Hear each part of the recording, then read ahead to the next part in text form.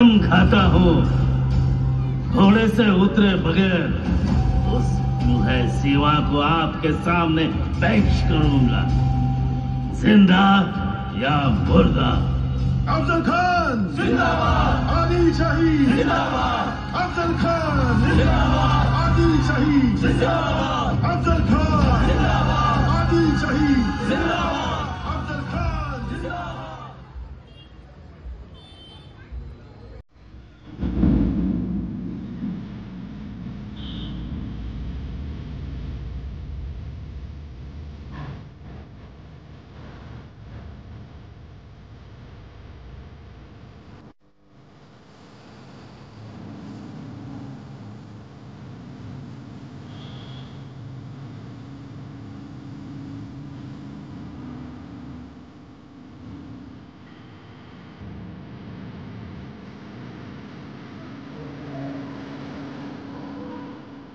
मुजरा साहेब,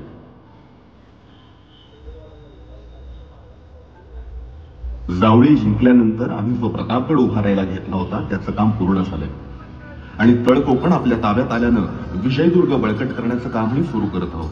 भले शाबास, पुत्र व्हावा ऐसा गुंडा, त्याचा तिही लोकी झेंडा.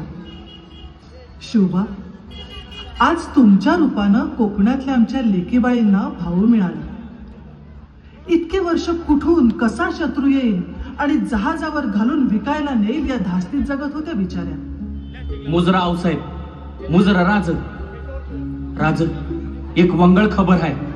तो आप जुल्या निघालाय आपल्या वाटेवर. हा? अफजल खान? शोभा हा तर भोसले कुळाचा कट्टर वैरी. याच खानानं शहाजी राजेंना कैद करून भरल्या दरबारात त्यांचा अपमान केला होता. यानेच तुमचे थोरले बंधू संभाजी राजे यांची घातपात करून हत्या केली होती. आऊसाहेब, चिंता नसावी. आम्ही जाणून आहोत खान क्रूर आहे आणि त्यांनी केलेल्या क्रूरतेचा हिशोब त्याला चुकवावाच लागणार. या 32 दातांच्या बोकडाचा बळी आम्ही आपल्या चरणाशी वाहू आणि त्याचं उसनं आम्ही फेडू. आऊसाहेब. होय शोभा, आई भवानी तुम्हाला यश देईलच. नाही, सैन्याचा काय अंदाज?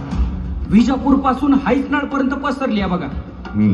याचा अर्थ खान स्वराज्याची वाट सोडून सोलापूरच्या दिशेने निघालाय. नाहीतर तो थेट जत, मंगळवेढा, पंढरपूर मार्गे स्वराज्याकडे यायला हवा होता. नाही, वैधनी, खानाच्या डोक्यात नक्कीच काहीतरी वंगाळ चाललंय बघा. त्याचा हेतू आम्हाला कळायलाच पाहिजे. नाही, खानाच्या छावणीत गवताची काडी जरी हल्ली तरी त्याची कानोक